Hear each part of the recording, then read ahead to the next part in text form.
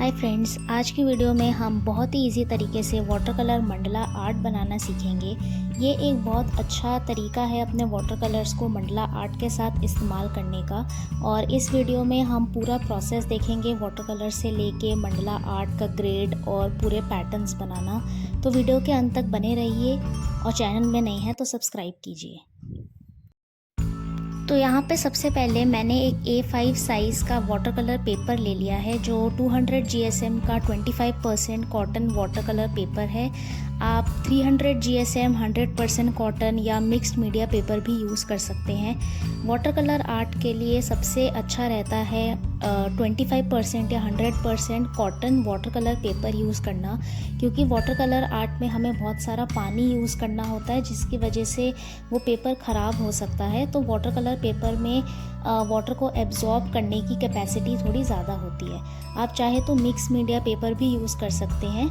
इस वीडियो में जो भी मटेरियल मैं यूज़ कर रही हूँ वो सारा मैंने डिस्क्रिप्शन बॉक्स में लिंक्स के साथ मेंशन कर दिया है, तो आप वो भी चेकआउट कर सकते हैं। तो यहाँ पे मैंने सबसे पहले वाटर कलर पेपर को मास्किंग टेप से एक फ्रेम की तरह अपने डेस्क पे चिपका दिया है। उससे क्या होता है कि आपका जो वाटर कलर आर्ट होता है उसका बहुत ही एक नीट फ्रेम बन जाता है। वो इस तरीके से साइड्स में कोनों में फैलता नहीं है। यहाँ पे हम वाटर कलर के लिए वेट ऑन वेट टेक्निक का यूज़ कर रहे हैं, जिसका मतलब होता है कि पहले हम जो हमारा वाटर कलर पेपर है उस पर अच्छे से पानी लगा के इक्वल क्वांटिटी में उसको स्प्रेड कर देते हैं और फिर उसके ऊपर हम वेट वाटर कलर्स इस्तेमाल करते हैं। तो इसलिए इसको वेट ऑन वेट टेक्निक बोला जाता है। तो सबसे पहले मैंने यहाँ पे अपने वाटर कलर पेपर पे थोड़ा सा स्प्रे बॉटल की मदद से पानी स्प्रे कर लिया। आप कोई ब्रश की मदद से भी पानी लगा सकते हैं। फिर उसके ऊपर मैंने कैमलिन वाटर कलर्स का यूज़ किया है। यहाँ पे मैंने क्रिम्सन और गैम्बोज ह्यू ये इन दो शेड्स का यूज़ किया है। यहाँ पे मैं ब्रूस्ट्रो का मॉप ब्रश यूज़ कर रही हूँ, क्योंकि उससे वाटर कलर और पानी का जो रेशियो होता है वो बहुत अच्छे से मेंटेन रहता है और वो बहुत इजीली स्प्रेड होते हैं। आप कोई भी फ्लैट या राउंड पेंट ब्रश भी यूज़ कर सकते हैं। इन प्रोडक्ट्स का लिंक भी मैंने डिस्क्रिप्शन में मेंशन कर दिया है। तो यहाँ पे मैं सिंपली बस पानी और कलर का एक बैलेंस्ड मिक्स करके यहाँ पे दोनों कलर्स को अच्छे से ब्लेंड कर रही हूँ। मैं ज़्यादा यहाँ पे पानी का इस्तेमाल नहीं कर रही हूँ, यहाँ पे मैं ज़्यादा कलर का इस्तेमाल कर रही हूँ क्योंकि मुझे इसे थोड़ा वाइब्रेंट बनाना है। आप यहाँ पे चाहे तो अपने हिसाब से कलर और पानी का रेशियो ऊपर नीचे कर सकते हैं, उसे एडजस्ट कर सकते हैं और आप चाहे तो यहाँ पे और कलर्स का यूज़ भी कर सकते हैं। तो यहाँ पे हम ज़्यादा छेड़खानी ना करते हुए वाटर कलर को अपने आप एक दूसरे के साथ ब्लेंड होने के लिए अलाउ करेंगे। उससे एक बहुत अच्छा नेचुरल इफ़ेक्ट आता है। तो यहाँ पे मैंने दोनों कलर्स को अच्छे से ब्लेंड कर लिया है। दो कॉर्नर्स पे मैंने क्रिम्सन कलर का यूज़ किया है और बीच में मैंने गैम्बोज ह्यू का यूज़ किया है, जो थोड़ा सा येलो और ऑरेंज के बीच का कलर होता है। इन दोनों का कलर कॉम्बिनेशन बहुत अच्छा लगता है। तो यहाँ पे हमारा water colour base almost ready हो गया है। यहाँ पे हम इसको थोड़ी देर के लिए सूखने के लिए रख देंगे और इसे हम रूम टेम्परेचर पे रख देंगे एयर ड्राई होने के लिए। उसके बाद हम इस पर मंडला बनाना शुरू करेंगे। तो अभी मेरा वाटर कलर बेस जो है वो पूरी तरीके से ड्राई हो चुका है। तो अब मैं सबसे पहले मंडला आर्ट का ग्रिड बनाऊंगी। तो मंडला आर्ट के लिए हमें सबसे पहले पेंसिल और रूलर और कंपास प्रोट्रैक्टर इन चार चीज़ों का इस्तेमाल करके एक ग्रिड बनाना होता है। तो यहाँ पे सबसे पहले मैंने इस पेपर का A5 साइज़ पेपर का लेंथ और ब्रेड्थ मेजर करके इसका मिड पॉइंट निकाल लिया है। फिर उस मिड पॉइंट की हेल्प से और कंपास की हेल्प से मैंने यहाँ पे कॉन्सेंट्रिक सर्कल्स बनाए हैं। कॉन्सेंट्रिक सर्कल्स का मतलब होता है वो सर्कल्स जो एक ही मिड पॉइंट से बनते हैं। फिर उसके बाद मैंने ये 360 डिग्री प्रोट्रैक्टर लिया है। आप चाहे तो 180 डिग्री वाला भी ले सकते हैं और हर 10 डिग्री पे मैंने यहाँ पे एक पॉइंट मार्क किया है। फिर उसके बाद मैंने यहाँ पे पेंसिल और स्केल की मदद से इन सारे पॉइंट्स को एक दूसरे के साथ जोड़ दिया है। तो आपको इस चीज़ का ध्यान रखना है कि सारे जो आप ये लाइंस ड्रॉ कर रहे हैं ये सारे इक्वल प्रोपोर्शन में डिवाइडेड हों और ये मिड पॉइंट से होके गुजरे। तो ये वीडियो थोड़ा सा मैंने इसको स्पीड अप किया है, नहीं तो वीडियो बहुत लंबा हो जाता, तो ये थोड़ा सा आपको तेज़ लग रहा है, बट ये प्रोसेस काफ़ी स्लो रहता है। तो आप अपना टाइम लीजिए और आराम से लाइंस बनाइए। सारी लाइंस आपकी मिड पॉइंट से होके जानी चाहिए, नहीं तो आपका ग्रिड गड़बड़ हो सकता है। तो अभी हमारा मंडला का ग्रिड बिल्कुल रेडी हो गया है। अगर आप इस मंडला ग्रिड प्रेपरेशन के प्रोसेस को फुल डिटेल में देखना चाहते हैं तो उस वीडियो का लिंक भी मेरे डिस्क्रिप्शन बॉक्स में आपको मिल जाएगा। तो अब ग्रिड बनाने के बाद हम सारी लेयर्स पे बेसिक शेप्स बनाएंगे। तो मंडला में हमारे बेसिक शेप्स होते हैं और कुछ फिर इंट्रिकेट और सिंपल और लेयर्ड पैटर्न्स होते हैं। तो बेसिक शेप्स कुछ नहीं, बस ये जो आपके एक एक पोर्शन में हम ये कोई भी शेप बनाते हैं उसको हम बेसिक शेप बोलते हैं। अगर आप और बेसिक शेप्स के बारे में डिटेल में जानना चाहते हैं तो ये वीडियो भी आप देख सकते हैं, इसका लिंक भी मेरे डिस्क्रिप्शन बॉक्स में आपको मिल जाएगा। तो बेसिक शेप के लिए हम क्या करते हैं कि हमने जो पूरे ग्रिड में लाइंस बनाई हैं उससे हमारा जो पूरा 360 डिग्री का सर्कल है वो 36 यानी कि 36 इक्वल पार्ट्स में डिवाइड हो गया है, क्योंकि हमने हर 10 डिग्री पे एक लाइन बनाई है। तो अब आप या तो एक पोर्शन को लेके पैटर्न बना सकते हैं, बेसिक शेप बना सकते हैं, या 2 या 3 इस तरीके से आप कोई भी पोर्शन लेके आप अपना मंडला का बेसिक शेप बना सकते हैं। यहाँ मैंने 2-2 का लिया है क्योंकि ये थोड़ा पेपर का जो साइज़ है वो काफ़ी छोटा है और जो ग्रिड का एक एक पोर्शन है 10 डिग्री का जो पोर्शन है वो काफ़ी कम चौड़ा है, बहुत ही छोटा है, इसलिए मैंने यहाँ पे 2-2 का लिया है। यानी कि एक बेसिक शेप जो है उसने आपका 20 डिग्री यहाँ पे कवर किया है पूरे सर्कल का। तो आप चाहे तो 10 डिग्री वाला भी ले सकते हैं या फिर आप 3 का भी ले सकते हैं, जैसी आपकी इच्छा हो। तो यहाँ पे मैंने बेसिक शेप्स कंप्लीट कर लिए हैं। यहाँ पे मैंने डायरेक्ट पेन से बनाया है क्योंकि मुझे काफ़ी अच्छी प्रैक्टिस हो रखी है। अगर आपको इतना कॉन्फिडेंस नहीं लगता है तो आप सबसे पहले पेंसिल से पूरे बेसिक शेप्स ड्रॉ करें, पैटर्न्स ड्रॉ करें और फिर उसके बाद कोई भी जेल पेन या कोई भी बॉल पेन से, स्केच पेन से, फिर उसके बाद आउटलाइनिंग करें। यहाँ पे मैं रोटरिंग का जेल पेन ग्राफिक टिकी यूज़ कर रही हूँ, जिसका लिंक भी मैं डिस्क्रिप्शन में डाल दूँगी। और अगर आप मंडला में इस्तेमाल होने वाले सप्लाईज़ और फाइन लाइनर्स वगैरह के बारे में जानना चाहते हैं तो आप 1-on-1 मंडला वर्कशॉप भी बुक कर सकते हैं। उसमें हम डिटेल में सारे प्रोसेस को सीखते हैं और आपके हिसाब से, आपके टाइम और अवेलेबिलिटी के हिसाब से ये वर्कशॉप ऑर्गेनाइज़ की जाती है। तो यहाँ पे जो भी मैं फ़ाइन लाइनर यूज़ कर रही हूँ, ऐसे बहुत सारे फ़ाइन लाइनर्स हैं जो आप यूज़ कर सकते हैं मंडला आर्ट के लिए। उस पर भी मैंने एक वीडियो बनाई हुई है, आप चाहे तो लिंक डिस्क्रिप्शन में है, उसे भी जाके देख सकते हैं।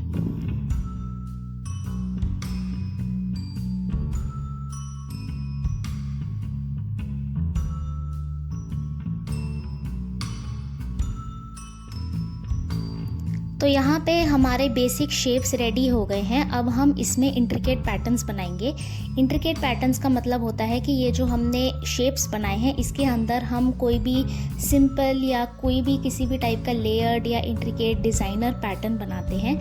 ऐसे बहुत सारे पैटर्न्स होते हैं जो आप चूज़ कर सकते हैं। इस पे भी मैंने एक वीडियो बना रखी है जिसमें 50 मैंने बहुत ही इजी से लेके कॉम्प्लिकेटेड लेयर्ड पैटर्न्स आपके साथ डिस्कस किए हैं, मंडाला बॉर्डर्स उसमें डिस्कस किए हैं, तो आप इस वीडियो को भी देख सकते हैं। तो यहाँ पे मैंने पैटर्न्स चूज़ कर लिए हैं और अब मैं इन्हें ड्रॉ करूँगी अपने उसी पेन से जो मैं पहले यूज़ कर रही थी।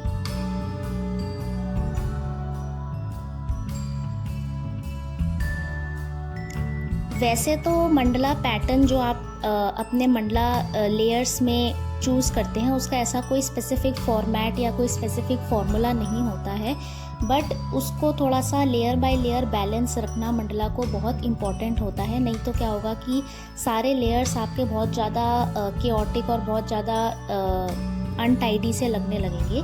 तो यहाँ पे मैंने फर्स्ट लेयर के लिए सिंपल डायगोनल लाइंस वाला पैटर्न यूज़ किया है। ये पैटर्न काफ़ी हद तक लीव्स जो होती हैं हमारी नेचर में, अगर आप देखेंगे ध्यान से तो वहाँ पे आपको ऐसा पैटर्न देखने को मिलेगा जिसमें बीच में एक स्ट्रेट वर्टिकल लाइन होती है और फिर उसके बाद दो तरफ में डायगोनल लाइंस होती हैं। तो ये एक बहुत ही सिंपल पैटर्न है जो यूजुअली मैं अपने मंडला डिज़ाइंस में फर्स्ट लेयर में यूज़ करती हूँ। आप कोई भी पैटर्न्स अपने मंडला में चूज़ कर सकते हैं। आप उस वीडियो को देख सकते हैं और उसमें से कोई भी आप पैटर्न जो है आप चूज़ कर सकते हैं।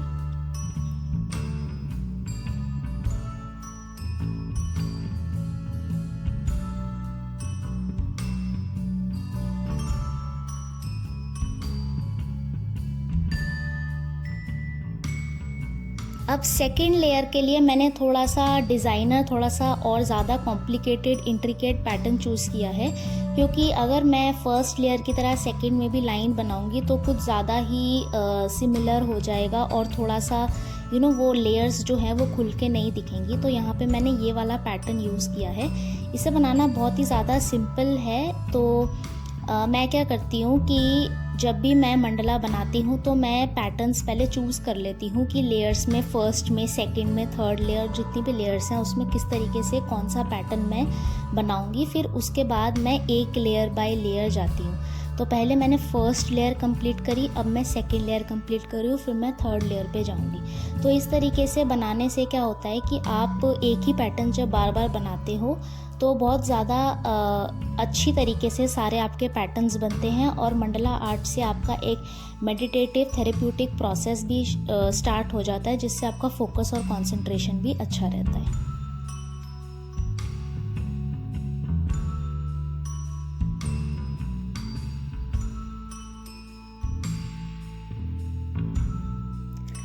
थर्ड लेयर के लिए मैंने यहाँ पे लेयर्ड पैटर्न यूज़ किया है। लेयर्ड पैटर्न क्या होता है, जब आप एक बेसिक शेप में और ज़्यादा पार्टीशंस कर देते हैं, जैसे यहाँ पे मैंने 3 पार्टीशन कर दिए हैं, तो वो लेयर्ड पैटर्न आप उसे कह सकते हैं।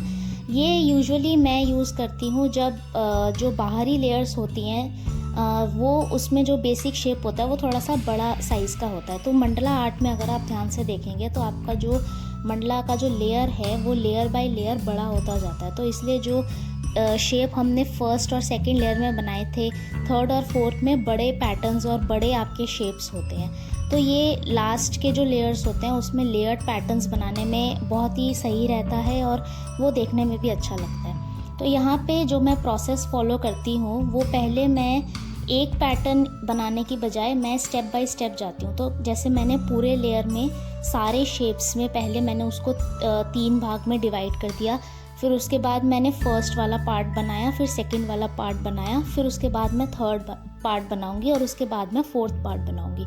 तो इससे क्या रहता है कि पूरे आपके जो लेयर में पैटर्न्स हैं ना वो बहुत ही अच्छे से सिंक में रहते हैं और सारे सेम टू सेम बनते हैं, जो ही हमारा मंडला का मेन पर्पस होता है। तो अगर आप चाहें तो आप पैटर्न बाय पैटर्न भी बना सकते हैं कि आप पूरा एक पैटर्न पहले बना लें फिर आप दूसरे पैटर्न पे जाएं, या फिर आप इस तरीके से मेरा वाला प्रोसेस भी फॉलो कर सकते हैं। जैसा आपको ठीक लगे आप वो प्रोसेस फॉलो कर सकते हैं।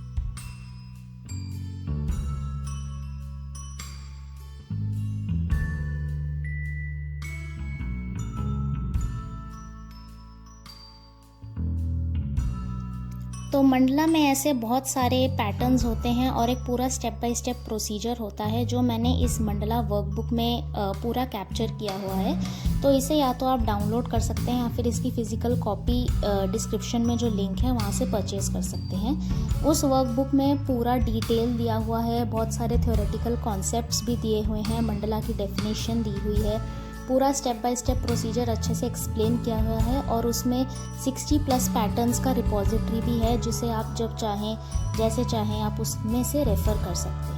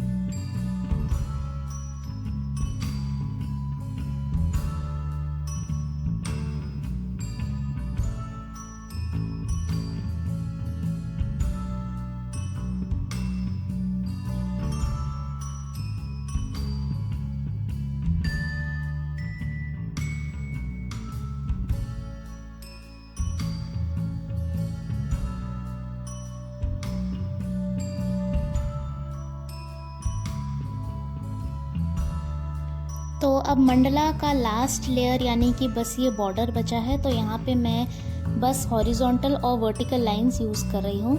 आप यहाँ पे कोई भी दूसरा पैटर्न भी यूज़ कर सकते हैं, पर एक एक बैलेंस मेंटेन करने के लिए मैं यहाँ पे बस ऑल्टरनेट वेज में कि एक सेट हॉरिजॉन्टल लाइंस और एक सेट ऑफ वर्टिकल लाइंस बस ये ड्रॉ कर रही हूँ।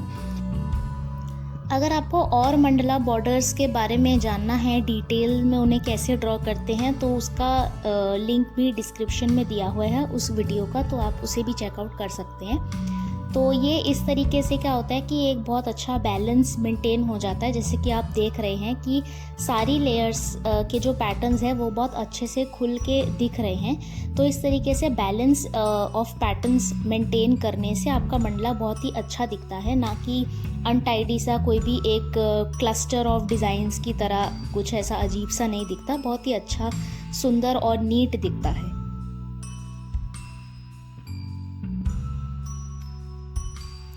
तो ये लाइंस बनाने के लिए मैंने 0.1 mm का जो पिग्मा माइक्रोन पेन होता है वो यूज़ किया है।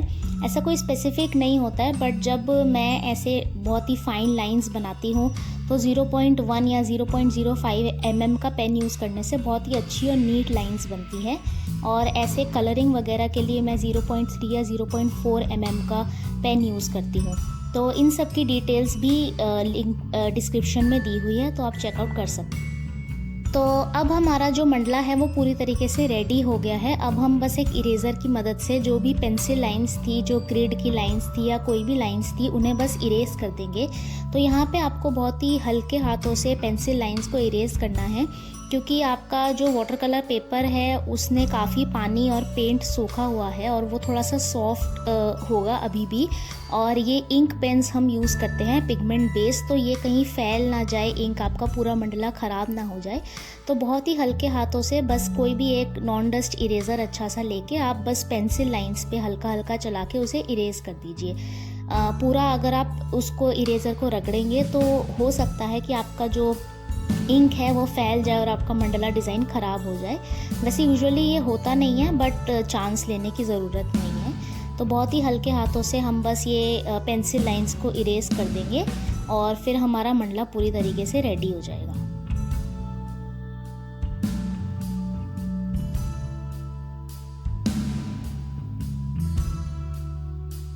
तो यहाँ पे बस एक लास्ट स्टेप बचा है, जो है हमारा मास्किंग टेप को रिमूव करना। तो अब जब मैं मास्किंग टेप को रिमूव कर रही हूँ तो आप देख रहे हैं कि कितना सुंदर एक वाइट बॉर्डर आपके मंडला आर्ट में बन गया है और बहुत ही क्लीन और स्ट्रेट एजेस आए हैं। तो जब भी आप वाटर कलर आर्ट बनाते हैं या कोई भी पेंटिंग सप्लाइज़ का यूज़ करते हैं, चाहे वो वाटर कलर हो, एक्रेलिक्स हो या गौश हो, कुछ भी हो, तो एक मास्किंग टेप का बॉर्डर इस तरीके से बना लेने से क्या होता है कि आपका जो back side of the paper होता है वो भी सेफ रहता है, क्लीन रहता है और ऐसे एकदम क्लीन एजेस आपको मिलते हैं। तो ये हमारा water colour Mandla art ready हो गया है। वीडियो अच्छी लगे तो लाइक, शेयर और चैनल को सब्सक्राइब करना ना भूले।